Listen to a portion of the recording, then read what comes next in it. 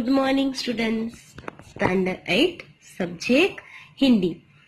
Last video में हम लोगों ने चैप्टर नंबर 6 कंप्लीट किया जिसका नाम था Bharat. So today we are starting chapter number 7 सोच अपनी अपनी। यानी कि ये पाठ है वो है चित्र पाठ है, यानी कि आप लोगों को चित्र देखना है और उसमें से आपको अपने अपने आप वो चित्र देखकर आप सब लोगों की सोचने की जो शक्ति है उसका आप लोगों को उपयोग करना है। तो अब हम देखेंगे कि इसमें क्या दिया गया है।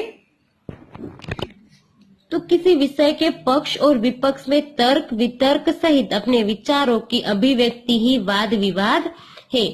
वाद विवाद मौखिक भावाभिव्यक्ति का अत्यंत प्रभावशाली तथा महत्वपूर्ण रूप है।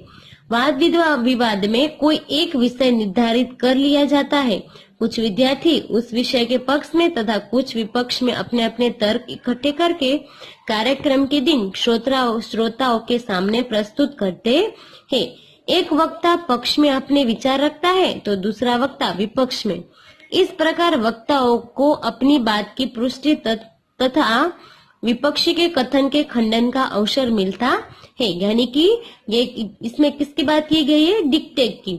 यानी कि कोई एक टॉपिक दिया जाता है और उसके टॉपिक के मुताबिक दो ऐसे टीम बनाई जाती है, एक पक्ष और दूसरा पक्ष, और वो अपने अपने वो विषय पर वो अपने अपने विचार व्यक्त करते हैं। तो यहाँ पे भी आप लोगों को दो चित्र दिए गए हैं। तो पहले देखो आप लोग, तो ये कौन कौन से पहला वाला चित्र कौन सा है? तो ये है गांव का चित्र, आप देख सकते हो। और ये कौन से चित्र है? शहर का। यानी कि यहाँ पे आप लोगों को टॉपिक दिया गया है कि गांव का जीवन और शहर का जीवन, और दोनों में अंतर क्या होता है, ये आप लोगों को यहाँ पे सब्जेक्ट दिया गया है। तो पहले हम लोग उसके बारे में थोड़ा जान लेंगे कि गांव के अंदर क्या होता है और शहर के अंदर क्या होता है। तो उसके नीचे ये चित्र आप सब लोगों ने देख लिए। अब हम देखते हैं नीचे दिए गए 3 प्रश्न। दोनों चित्रों में क्या अंतर है? तो आप लोगों को ये दोनों चित्रों में क्या अंतर दिखता है? तो पहले हम गांव का लेके, तो दोनों चित्रों में से ये एक चित्र गांव का है और दूसरा चित्र कौन सा है? शहर का है, यानी नगर का है। गांव के चित्र में नदी है, उसके घाटों पर नहाते हुए लोग दिख रहे हैं और कपड़े धोते हुए, पानी भरते हुए और काम करते हुए लोग भी दिख रहे हैं। यहाँ पे देख सकते हो, कपड़े धो रहे हैं, पानी भर के जा रहे हैं, यहाँ से काम करते हुए आप लोगों को लोग दिख रहे हैं। गांव में कच्चे घर होते हैं। आप लोग देख सकते हो कि गांव में कच्चे घर होते हैं और लोग कैसे कपड़े पहनते हैं? मामूली से कपड़े पहनते हैं। लेकिन गांव में कैसा वातावरण होता है? शांति का या शोर होता है? तो गांव में शांति का वातावरण होता है। अब हम देखेंगे नगर के चित्र में। तो नगर के चित्र में चौड़ी और 2 तरफा सड़क होती है। चौड़ी यानी एक इधर से वाहन आता है और इधर से जाता है, और गांव में इस प्रकार से नहीं होती है। तो क्या है? तो चौड़ी और 2 तरफा सड़क होती है, पक्के मकान होते हैं और सड़क पर वाहन चल रहे हैं। वाहनों के कारण शोर हो रहा है। हम भी, आप लोग भी नगर में, शहर में, सिटी में जाते होंगे तो वाहन की आवाज आते होंगे ना। तो यहाँ पे भी क्या है कि वाहनों के कारण शोर है और लोग आधुनिक वेशभूषा में है। तो अब हमने ये दोनों के अंतर के बारे में देखा। अब हम देखते हैं गांव तथा नगर के जीवन में क्या अंतर है और तुम्हें कौन सा रुचिकर लगता है और क्यों। तो अंतर हम लोगों ने अभी देख लिया दोनों में कि क्या अंतर होते हैं। तो यहाँ पे घर कच्चे होते हैं, यहाँ पे पक्के होते हैं। यहाँ पे सब लोग क्या है कि नदी के घाटों पर ही वो कपड़े धोते हैं, पानी भरने के लिए, पीने के लिए वहां से ही भरते। लेकिन शहर के लोग नल का पानी पीते हैं। इस प्रकार से हम लोगों ने अंतर अभी देख लिया। लेकिन आप लोगों को कौन सा रुचिकर लगता है वो आप लोगों को अपनी वर्कबुक के अंदर लिखना है। आपको गांव का अच्छा लगता है तो आपको गांव का लिखना है, और नगर का अच्छा लगता है तो नगर का लिखना है। लेकिन रीजन दिखाना है आपको कि आपको क्यों पसंद है। ठीक है, दूसरे क्वेश्चन है। अब हम देखते हैं 3 नंबर। क्या तालाब का जल पीने के लिए योग्य है? यदि नहीं तो क्यों? पानी यहाँ पे देख सकते हो कि तालाब का पानी है वो हमें पीना चाहिए, और अगर नहीं पीना चाहिए तो क्यों? तो तालाब चारों ओर से खुला होता है, उसमें चारों ओर से बाहर की धूल मिट्टी गिरती है, पेड़ों के पत्ते भी गिरकर सड़ते रहते हैं, और लोग तालाब के किनारे कपड़े धोते हैं और जानवरों को भी नहलाते हैं। यह सारी गंदगी तालाब के जल को दूषित कर देती है। यह दूषित जल पीने से हैजा, पेचिस आदि तरह की जानलेवा बीमारियां भी हो सकती है, इसलिए तालाब का जल पीने के योग्य नहीं होता है।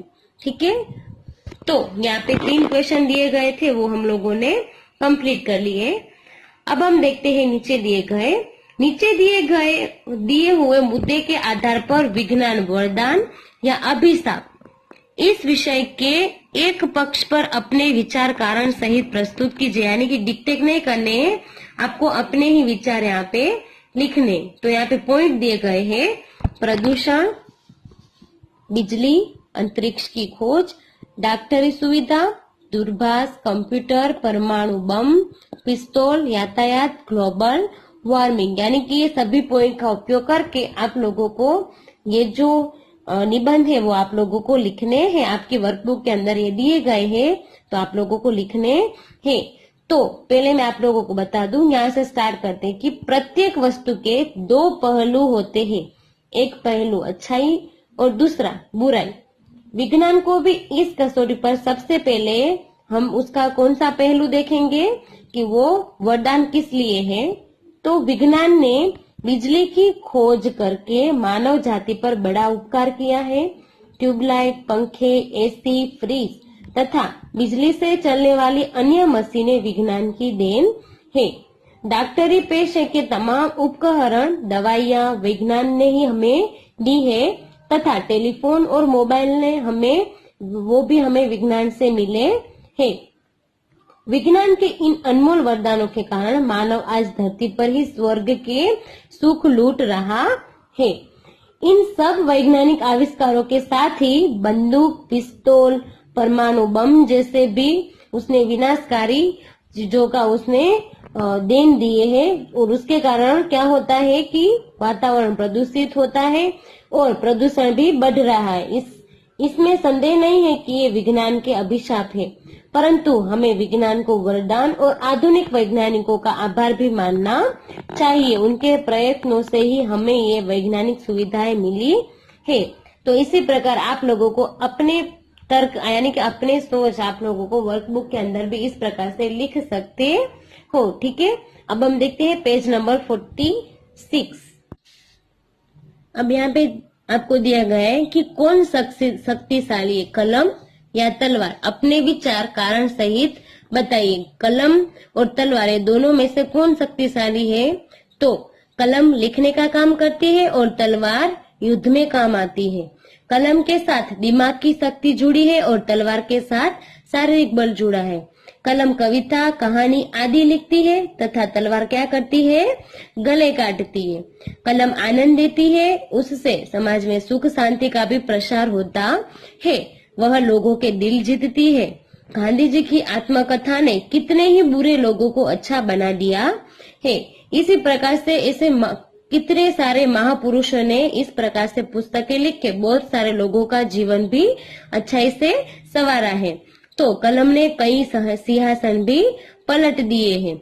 अब हम देखते हैं तलवार की तलवार रक्षा का साधन जरूर है, पर उसकी शक्ति कुछ समय तक ही रहती है। कलम की शक्ति युग युग तक छाई रहती है। क्यों? तलवार रक्षा का साधन है, लेकिन वो क्या है कि वो हमें युद्ध में ही काम आती है और थोड़ी देर के लिए काम आती है। लेकिन ये कलम से लिखी हुई कोई भी किताब है वो युगों युगों तक वो क्या छाई रहती है उसकी शक्ति। इसलिए मेरे विचार से तो तलवार की अपेक्षा कलम ही अधिक शक्तिशाली है। सही बात है ना? ओके, तो ये भी आप लोगों को वर्कबुक के अंदर लिखने हैं। अब हम देखते हैं यहाँ पे एक अच्छी सी इंफॉर्मेशन दी गई है। दी गई सामग्री पढ़िए और उसके आधार पर प्रश्नों के उत्तर दीजिए। बहुत दूर जन्म ले रहा है धरती जैसा ग्रह। नासा की दूरबीन ने दिखाई पृथ्वी के जन्म जैसी तस्वीरें। 424 प्रकाश वर्ष दूर है नया ग्रह।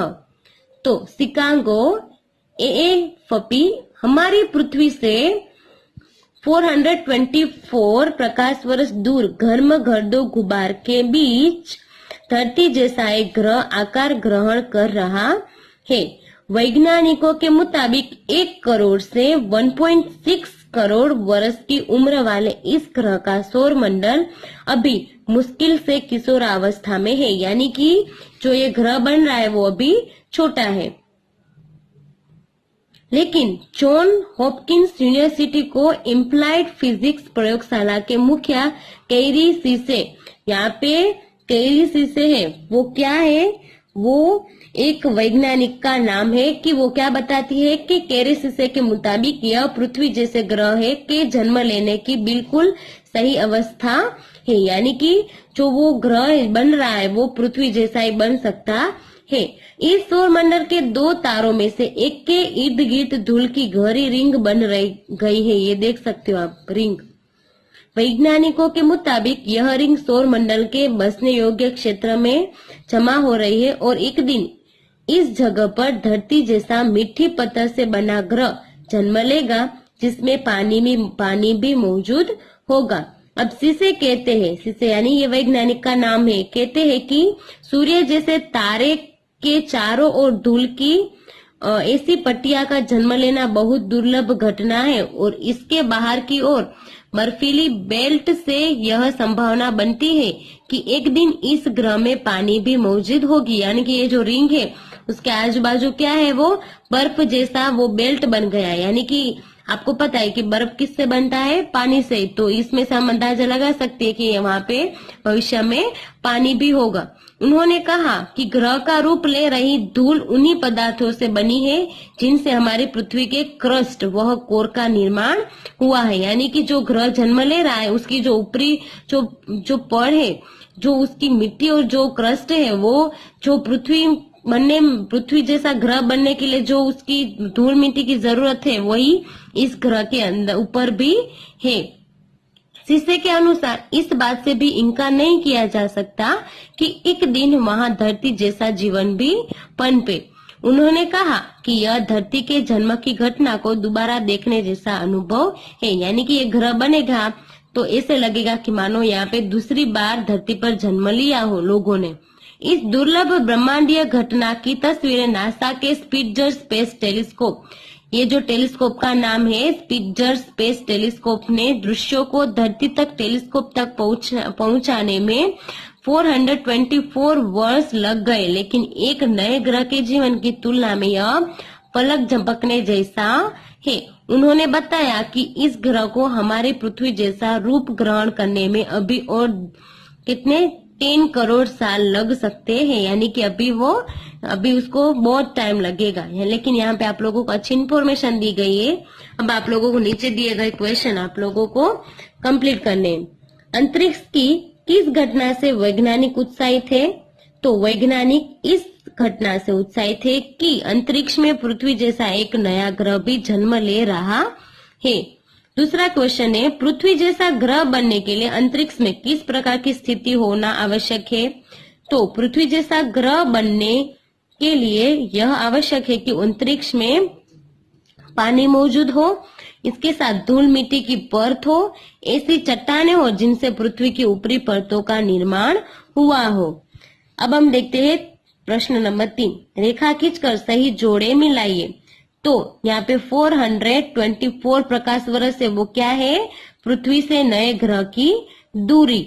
अब यहाँ पे है 1.6 करोड़ वर्ष, वो क्या है? नए ग्रह की उम्र, यानी कि वो इतने साल लगेंगे उसको बनने में। अब यहाँ पे 10 करोड़ वर्ष, तो क्या है? वो पूर्ण ग्रह बनने में लगने वाला समय, पूरा ग्रह बनेगा उसके लिए लगता समय। अब स्पिट्जर स्पेस, वो क्या है? नासा का टेलीस्कोप। और कैरी सीसे कौन है? एक वैज्ञानिक है। तो आप लोगों को ये इन्फॉर्मेशन एक बार रीड करनी है और उसके आंसर भी आप लोगों को टेक्स्ट वर्कबुक के अंदर कंप्लीट करने हैं। तो आज के लिए इतना।